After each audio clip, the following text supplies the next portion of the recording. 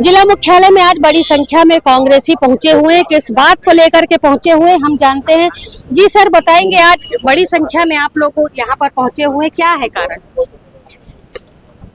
3 दिन पहले हमारे माननीय मुख्यमंत्री पूर्व मुख्यमंत्री भूपेश बघेल जी के बारे में जो निजी सर्वे कराया जा रहा था कंपनी, उसके बारे में हमने भट्टी थाना भिलाई में ज्ञापन दिया था और FIR के लिए आवेदन दिया था। उसी के संदर्भ में यहाँ पर आज SP साहब से मुलाकात किए हैं और उस पर उनके द्वारा की गई कार्रवाई के बारे में जानकारी लेने आए थे और हमने लिखित के माध्यम से SP साहब को अपना ज्ञापन सौंप दिया है। क्या आश्वासन मिला सर? नहीं, SP साहब का कहना था कि आपने जिस बिंदु पे हमको जो ज्ञापन दिया है उस पर हम कार्रवाई निश्चित रूप से करेंगे। जी भैया, राकेश भैया बताएंगे, क्या लगता है आज आप लोगों ने ज्ञापन सौंपा, कार्रवाई होगी और कितनी जल्दी होगी?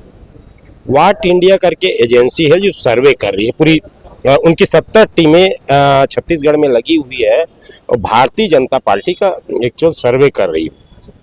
उसमें 24 बिंदु पे वो सर्वे कर रही है। सर्वे कई प्रकार का होता है, कांग्रेस भी कराता है, भाजपा भी कराता है, अन्य पार्टी भी कराते हैं, लेकिन इस प्रकार का सर्वे मैंने पहली बार देखा कि पर्टिकुलर किसी नेता का नाम लिख के, पूर्व मुख्यमंत्री का नाम लिख के, उसमें शराब घोटाला 10 प्रकार के उसमें बिंदु जोड़ के उनके बारे में पर्टिकुलर पूछा जा रहा है, जबकि वो न्यायालय में ऑलरेडी पेंडिंग है मामला। इस प्रकार का पूछे जाना ये किसी के निजता का हनन है। मैं बोलना चाहता हूँ, जब रमन सिंह जी का सरकार था 36,000 करोड़ का नान घोटाला उसके किया था, उसके बाद कांग्रेस सरकार आई। कांग्रेस सरकार ने कभी रमन सिंह का नाम लेके ऐसे कोई सर्वे नहीं कराया, लेकिन इस प्रकार का सर्वे कराना ये दिखाता है भारतीय जनता पार्टी की स्थिति इतनी ज्यादा खराब हो चुकी है कि कोई वर्ग आज खुश नहीं है। चाहे हम किसान की बात करें, जवान की बात करें, महिला की बात करें या छात्र छात्राओं की बात करें, आज हर कोई को भूपेश बघेल जी का सरकार याद आ गई है।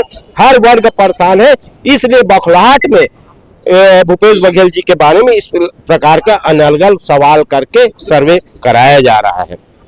और आपको बता देना चाहता हूं, ये सर्वे जो भी करा ले, लेकिन उस सर्वे में भी जो लोगों का जो फीडबैक आए, मुख्यमंत्री कौन होना चाहिए, तो वो सर्वे में भी उन्हीं के सर्वे में बोला जा रहा है कि भूपेश बघेल जी मुख्यमंत्री होना चाहिए। तो ये इनके सर्वे में दिखाया जा रहा है। भाजपा और कांग्रेस के द्वारा इन दिनों सर्वे का काम जारी है। इसी बीच सर्वे सूची में कुछ ऐसे सवाल पूर्व मुख्यमंत्री भूपेश बघेल के लिए थे और उनके परिवार के लिए थे जो शायद कि नहीं होने चाहिए थे, जिसकी रिपोर्ट भट्टी थाने में कांग्रेसियों के द्वारा दर्ज कराई गई थी।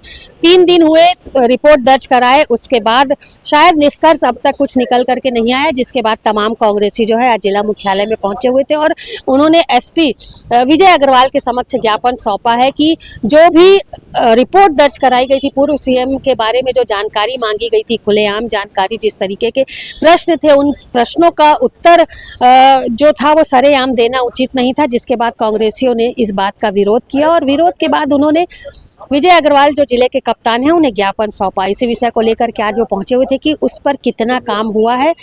बातचीत हुई, SP के द्वारा आश्वासन दिया गया है कि जल्द ही जो भी ज्ञापन सौंपा गया, जो भी बातें कही गई हैं, उस पर जो है शिकायत जो दर्ज की गई है उस पर आगामी दिनों में प्रतिक्रिया जरूर देखने को मिलेगी।